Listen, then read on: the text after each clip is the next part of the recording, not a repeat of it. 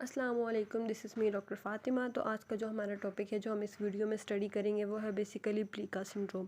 Plica syndrome क्या होता है, इसके साइन एंड सिम्टम्स क्या है, ये कैसे हमारी बॉडी में अफेक्ट करता है, कौन सी एरिया किस अफेक्टेड पार्ट को ये मेनली जो है वो ज़्यादा अफेक्ट कर रहा होता है। ठीक है, और इसका हमारी फिज़ियोथेरेपी फील्ड में इसका क्या जो है वो क्लिनिकली हम इसको कैसे देखते हैं। तो आज इंशाल्लाह हम इस वीडियो में इस सारे को क्लियर करेंगे। प्लीका सिंड्रोम में हमारे पास मेनली पेन और स्वेलिंग हो रही होती है मिडल ऑफ द नी में। ठीक है, हमारे घुटनों के दरमियान का जो एरिया होता है वहाँ पे हमारे पास पेन और स्वेलिंग हो रही होती है। ठीक है, और हमारे नीज़ को बहुत ज़्यादा ओवर यूज़ करने से और बहुत ज़्यादा स्ट्रेस करने से ये कोज होती है। मतलब उस पर बहुत ज़्यादा हम स्ट्रेस डालें, बहुत ज़्यादा देर खड़े रहें, ठीक है, उसको बहुत ज़्यादा ओवर यूज़ करें तो हमारे पास प्लीका सिंड्रोम कोज होने के चांसेस ज़्यादा हो सकते हैं। ये वजह है मेनली इसके कोज होने की। प्लीका सिंड्रोम जो है वो हमारे पास सक्सेसफुली हम इसको ट्रीट कर सकते हैं थ्रू मेडिकेशन और फिज़िकल थेरेपी के थ्रू। और अगर इन दोनों के थ्रू ये ट्रीट नहीं होता तो हम इसको सर्जरी की तरफ रेफर कर देते हैं। ठीक है, वहाँ पे हमें सर्जरी रिक्वायर्ड पड़ जाती है। असल में हमारे प्लीका सिंड्रोम क्या होता है, प्लीका सिंड्रोम में जो हमारे पास नी साइड के नी जॉइंट के बिल्कुल मेम्ब्रेन में बिल्कुल दरमियान में जो एक मेम्ब्रेन होती है जिसको हम प्लीका फोल्ड होती है, ठीक है, जो प्रोटेक्ट करती है नी जॉइंट को। ठीक है, हमारी नी जॉइंट के बिल्कुल दरमियान में एक मेम्ब्रेन होती है, ठीक है, जिसको हम प्लीका फोल्ड कहते हैं, वो प्रोटेक्ट कर रही होती है हमारी नी जॉइंट को। ठीक है, इसके 4 फोल्ड्स होते हैं हर एक नी में, ईच नी में हमारे 4 फोल्ड होते हैं। ठीक है, एक घुटने की जो जॉइंट होता है हमारे, ठीक है, वहाँ पे हमारे पास 4 फोल्ड्स होते हैं। ठीक है, और ये जो प्लीका लोकेटेड होता है ये हमारे बिल्कुल मिडल ऑफ द नी में।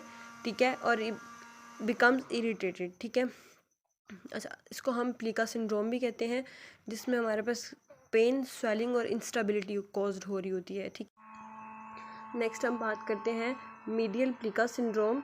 ठीक है, प्लीका सिंड्रोम और टॉर्न मेनिस्कस में क्या डिफरेंस आता है।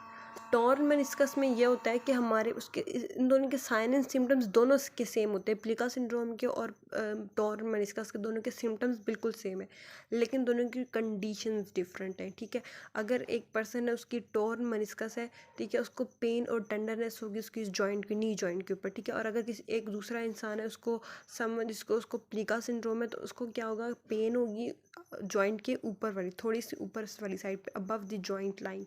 ठीक है, और वहाँ पे मैग्नेटिक रेजोनेंस, मतलब हम उसको एमआरआई के थ्रू जो है वो उसका डायग्नोसिस को कंफर्म कर सकते हैं। नेक्स्ट हम बात करते हैं प्लीका सिंड्रोम के अफेक्ट्स किन लोगों में ज़्यादा आ रहे होते हैं। ठीक है, प्लीका सिंड्रोम ज़्यादा कॉमनली अफेक्ट करता है एथलीट्स में। ठीक है, उन लोगों में, स्पेशली उन लोगों में जो रनिंग करते हैं या कोई बाइक वगैरह ज़्यादा चलाना। ठीक है, और इसके कंडीशंस तब ज़्यादा हो सकते हैं जब कोई फॉल या मतलब कोई गिर के किसी को इंजरी वगैरह हुई हो नी में। ठीक है, उसके रिजल्ट में इसमें ज़्यादा हो सकता है, या कोई कार एक्सीडेंट हुआ हो, ठीक है, या कोई भी इस तरह का ट्रॉमा हुआ हो, तो फिर ये ज़्यादा उन लोगों को प्लीका सिंड्रोम अफेक्ट कर रहा होता है। प्लीका सिंड्रोम की अगर हम बात करें ये कितना कॉमन है, तो तकरीबन हमारे पास 10% पॉपुलेशन जो हमारी इस टाइम है वो हमारी प्लीका सिंड्रोम से किसी भी एट सम टाइम जो है वो कहीं भी आके अफेक्ट हो सकती है। ठीक है, और अगर हम बात करें इसको अनडायग्नोज छोड़ दें, ठीक है, इसके जो सिम्टम्स होते हैं ना वो हमारी नी प्रॉब्लम में अगर कोई भी प्रॉब्लम है तो वो हमारे पास उसके सिमिलर ही होते हैं। बेसिकली इसके जो सिम्टम्स होते हैं, अगर हम बात करते हैं प्लीका सिंड्रोम कैसे हमारी बॉडी पे अफेक्ट करता है, तो प्लीका सिंड्रोम जो है नी पेन हमारे पास जो है वो उसमें मेनली हो रही होती है। ठीक है, और इसमें स्वेलिंग हो रही होती है उस लोकलाइज्ड एरिया में।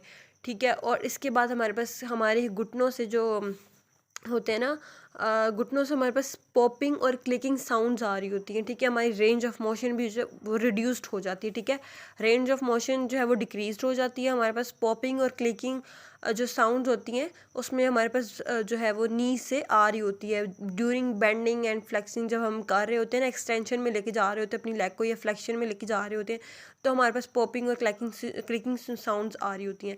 अगर हम सिम्टम्स की बात करते हैं तो हमारे पास जो नी होता है वो स्वेलो हो जाता है। ठीक है, एक साउंड्स आ रही होती हैं पॉपिंग और क्लिकिंग जब हम बेंड कर रहे होते हैं या एक्सटेंडिंग कर रहे होते हैं नी की। ठीक है, इसमें पेन होती है और इतनी वर्सन होती है ना कि हमारे पास बेंडिंग में, जब ड्यूरिंग बेंड हम कर रहे होते हैं ना अपनी नीज़ को फ्लेक्शन में लेके जा रहे होते हैं, या हम सीढ़ियाँ चढ़ रहे होते हैं क्लाइंबिंग स्टेयर्स, तो हमारे पास पेन इसमें ज़्यादा होने लग जाती है। नेक्स्ट हम बात करते हैं कि इसमें अनस्टेबल फील हो रहा होता है जब हम ऑन स्लोप्स वगैरह में या स्टेयर्स वगैरह में हम चढ़ रहे होते हैं। ठीक है, नेक्स्ट हमारे पास क्या है कि डिफ़िकल्टी होती है जब हम काफ़ी देर अरसा जब काफ़ी देर बैठे रहते हैं, तो हमारे पास इसमें पेन हो रही होती है, डिफ़िकल्टी फ़ील हो रही होती है, ठीक है। और अगर हम नेक्स्ट पॉइंट पे बात करें तो हमारे पास जो एबिलिटी होती है ना कि फ़ील करने की, वो इतना स्वेल हो चुका था कि अब फ़ील हमें इतना ईज़िली नहीं हो सकता। और इसमें जब हम नी कैप को प्रेस करते हैं तो हमारे पास इसकी जो स्वेलिंग होती है वो हमें फ़ील हो रही होती है, ठीक है। अगर हम इसकी डायग्नोसिस की बात करते हैं तो हम हमें एमआरआई के थ्रू पता चलता है, ठीक है। प्रोवोकेटिव टेस्ट हम करते हैं, प्लीका स्नैप टेस्ट हम किसके लिए करते हैं, और नी की कोई भी इंजरी हो या ऑस्टियोआर्थराइटिस हो तो भी हम इसको कॉज कर सकते हैं, ठीक है। इसकी वजह ला सकते हैं कि ये प्लीका सिंड्रोम है, और आर्थोस्कोपी से हमें पता चल सकता है।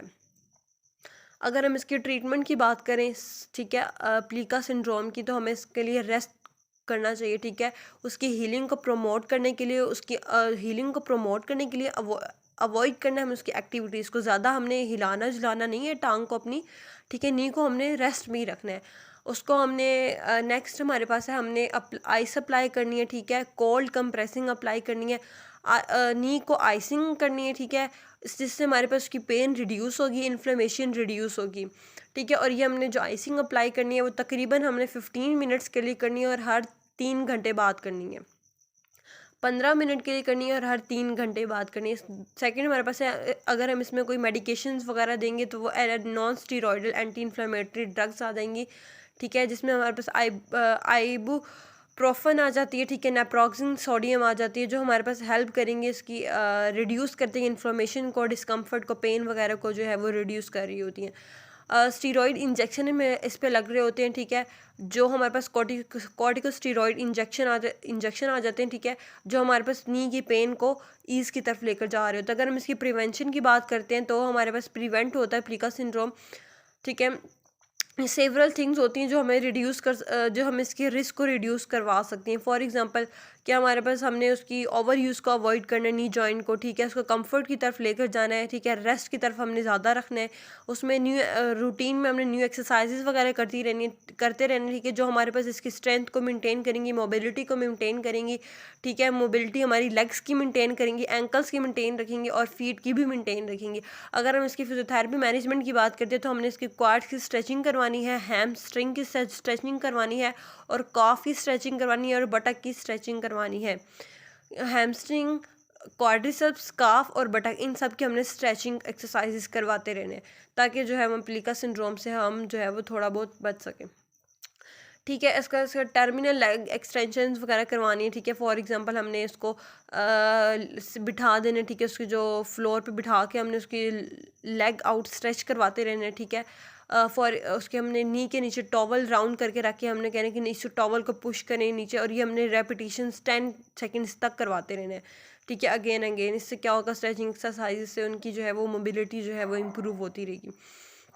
अगर हम बात करते हैं कि लेग की कॉन्ट्रैक्टिंग की बात करते हैं, ठीक है, तो उसमें हमारे पास लेग की कॉन्ट्रैक्शन करवानी है, ठीक है। मसल्स जो लिफ्टिंग में होगी, हील ऑफ द फ्लोर, ठीक है, ये भी हमने रिपीट करवाते रहना है 10 टाइम्स तक, ठीक है। SLRs वगैरह करवानी है, ठीक है, और ये 15 से 10 रेपिटेशन करवानी है, ठीक है, 2 सेट्स में, ठीक है। और 10 से 15 रेपिटेशंस करवानी है 2 सेट्स में, ठीक है। इसमें स्टेप्स अप्स करवाने हैं, मतलब स्टेयर्स चढ़ते रहना, ठीक है, कोशिश करना है। काफ की राइजेस करवाते रहने हैं, टो राइजेस करवाते रहने हैं, स्ट्रोक की स्टैंडिंग करवाते रहने हैं, ठीक है। वॉल स्लाइड्स, मतलब दीवार पे जो है वो हाथ को जो है वो कोशिश करने की करते हैं, वॉल स्लाइड्स वगैरह करवाते रहने हैं, ठीक है। अगर स्ट्रेचिंग की बात करें तो SLRs में मेन कॉमन है, जो हमने इसको साथ साथ जो है वो करवाते रहना है। स्ट्रेंथनिंग में भी हमने करवानी है, SLR स्टेप डाउन्स करवाने हैं, ठीक है।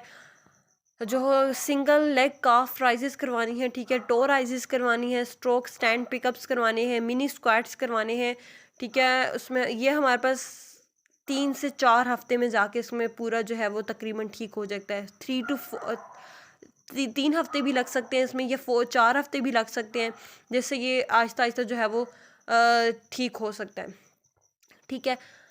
नेक्स्ट हमारे पास हमने इसका स्टैंडिंग में दोनों लेग्स की करवानी है, ठीक है। इस मैनेजिंग में करवानी है कि फॉरवर्ड्स को मतलब फॉरवर्ड भी हम उसको एक्सरसाइज फॉरवर्ड एंड बैकवर्ड्स करवा सकते हैं, साइड टू साइड करवा सकते हैं, ठीक है। इन अस्केयर क्लॉकवाइज करवाने, एंटी क्लॉकवाइज करवाने हैं, जिग और जैक पोजीशन में करवाने हैं, ठीक है। और ये भी हमने 10 टाइम्स करवाने हैं पर लेग में, ठीक है। एक लेग में हमने जो है वो एक टांग में 10 से 10 टाइम्स रिपीटिशंस में करवाते रहने। रनिंग ड्रिल्स करवाते रहने, ठीक है, जिसमें हमारे स्प्रिंटिंग, सडन स्प्रिंटिंग वगैरह, सडन स्टॉपिंग वगैरह जो है वो हमसे